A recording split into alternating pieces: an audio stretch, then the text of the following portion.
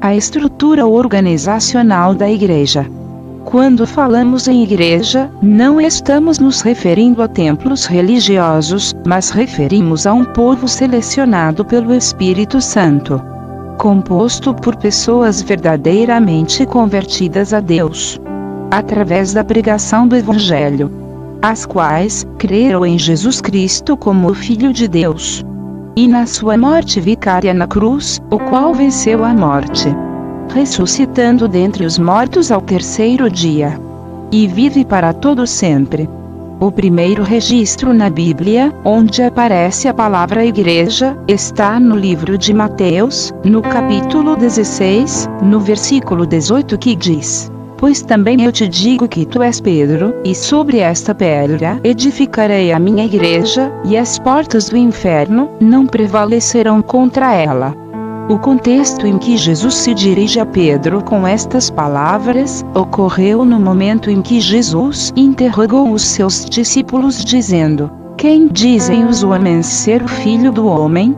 E eles lhe responderam: uns, João o Batista, outros, Elias, e outros, Jeremias, ou um dos profetas. Então Jesus perguntou-lhes: E vós, quem dizeis que eu sou? E Pedro imediatamente respondeu-lhe: Tu és o Cristo, o Filho do Deus vivo. A partir de então Jesus declara que sobre aquela pedra, ou seja, sobre aquela confissão de Pedro, Jesus iria edificar a sua igreja.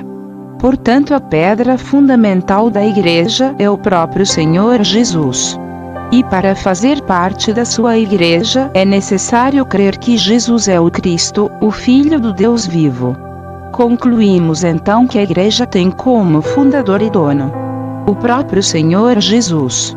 A igreja não é propriedade de nenhuma liderança humana, de nenhum pastor homem, mas a igreja tem como o verdadeiro dono e pastor a Jesus Cristo, que é o bom pastor, aquele que deu a sua vida pelas ovelhas, e que é o cabeça de todo o corpo da igreja.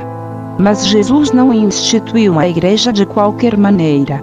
Ele estabeleceu uma estrutura que deve ser seguida. Primeiro, Jesus separou para o seu ministério 12 discípulos, os quais fizeram parte do ministério de Jesus Cristo, e foram testemunhas oculares dos sinais e prodígios feitos por Jesus. Aprenderam diretamente com o Mestre, foram participantes dos sofrimentos de Jesus, desde o seu ministério até a sua morte e ressurreição, para posteriormente tornarem-se apóstolos de Jesus Cristo e os líderes da igreja primitiva. Observem que Jesus estabeleceu 12 apóstolos de igual nível, igual posição, dentre os quais, hierarquicamente, não havia nenhum acima do outro, mas de igual modo e autoridade, uns para com os outros. O fato de Pedro possuir uma característica de ser mais afoito, de tomar a iniciativa na palavra, a exemplo na pregação de Pentecostes, quando foram agregadas mais de 3.000 almas, não faz dele um apóstolo melhor que os demais. Posteriormente, Paulo recebe o chamado de Jesus Cristo no caminho de Damasco, aceita este chamado, entrega-se verdadeiramente a sua vida a Cristo, e passa a fazer parte do colégio apostólico, integrando-se aos demais apóstolos. Enquanto os outros focavam na evangelização dos judeus, Paulo foi levantado como apóstolo dos gentios, através do qual o evangelho foi pregado em várias nações. Paulo não só pregava, como também estabelecia por onde passava uma congregação de irmãos convertidos, como podemos ver em Corinto, Galácia, Tessalônica, Éfeso, Filipos, Colosso, Pérgamo, Tiatira, Filadélfia e outras mais. Agora vamos analisar alguns conceitos quanto à estrutura da igreja, deixados pelos apóstolos para que os irmãos dessem continuidade. Primeiro ponto. A liderança da igreja não era de apenas uma pessoa, mas composta por um colegiado de 13 apóstolos, dentre eles, Paulo. O que nos chama a atenção desta formação é que não havia um só homem com poder de decisão sobre a igreja. O qual não tivesse ninguém para que ele precisasse prestar contas de seus atos e de sua conduta. A liderança da igreja era composta por um grupo de homens, levantados por Deus, os quais deviam sim prestar contas de suas atitudes para com a igreja de Jesus Cristo. Segundo ponto. Nenhum deles tinha autoridade suficiente para determinar sozinho alguma doutrina ou estabelecesse alguma nova regra para a igreja, a não ser aquelas que o colégio apostólico fizesse em conjunto. Como podemos ver no livro de Atos dos Apóstolos, capítulo 15. Terceiro ponto.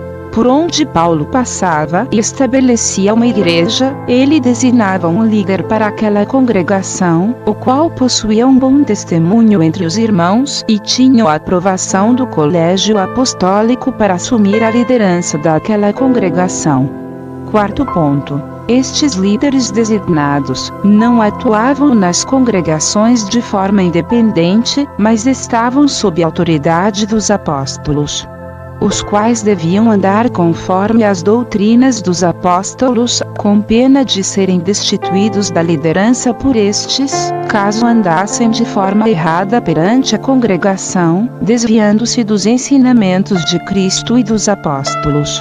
Quinto ponto. Estes líderes não eram levantados para serem servidos pela congregação, serem bajulados, e até mesmo idolatrados, mas eram estabelecidos para servirem a congregação, como servos, cuidando dela não como donos, mas como frutos preciosos da Igreja de Jesus Cristo. Esta estrutura estabelecida por Jesus e seus apóstolos devem ser respeitadas para evitarmos distorções e escândalos na igreja. Congregações que não seguem este padrão correm sérios riscos de tropeçarem e não andarem em conformidade com a vontade de Deus. Vejamos. Uma congregação que tem só um pastor, só um líder, que não esteja sob a autoridade de um grupo eclesiástico, quem não deve satisfação para ninguém, este acabe por se considerar dono da igreja. Começa a fazer o que bem entende o seu coração, tomando decisões que só visam o seu próprio interesse. Acabam se envaidecendo, a ponto de achar que é o Deus da igreja, e manipulam o povo de modo a considerarem dependentes da sua liderança, às vezes comete erros graves, ou até mesmo adultério, causando manchas ao testemunho da igreja, mas como não estão sob a coordenação um grupo de pastores capacitados por Deus, aos quais ele deve a satisfação por seus atos, continua na liderança, sem nenhuma punição por seus erros. Geralmente, são pastores de coração endurecido, os quais não têm sensibilidade para com o Espírito Santo. Não se vê na vida destes pastores muitas experiências com Deus. Muitas vezes, este tipo de liderança resulta em ovelhas fracas, doentes e dependentes do seu pastor, por não enxergarem uma opção ou outra alternativa. Este modelo de congregação, muitas vezes não consegue manter os seus membros por muito tempo. Entra membro e sai membro. É uma questão de tempo.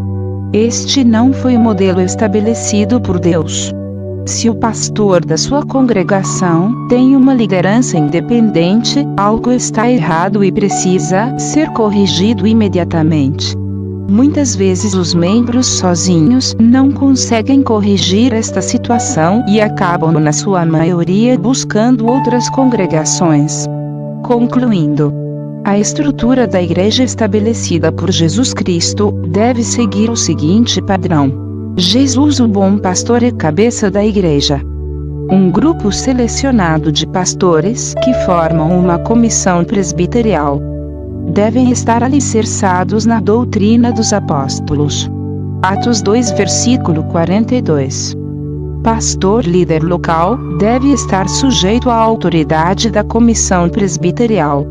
Abaixo do pastor local deve haver um grupo de obreiros e diáconos que, além de exercerem a sua instrumentalidade na congregação, devem auxiliar o ministério do pastor local e também participar de decisões tomadas pelo seu pastor imediato. Estes servem de fiscalizadores e corresponsáveis pela gestão administrativa e ministerial do pastor local, tendo autonomia de reportarem à equipe presbiterial qualquer deslize por parte do pastor. Assim a igreja passa a funcionar como um corpo, onde cada membro de igual modo terá a sua participação, sem destaques e honras para homens, e Jesus como cabeça da igreja edificando-a com o seu Espírito Santo. Se você gostou deste vídeo, deixe o seu like e inscreva-se no canal. Compartilhe com seus amigos.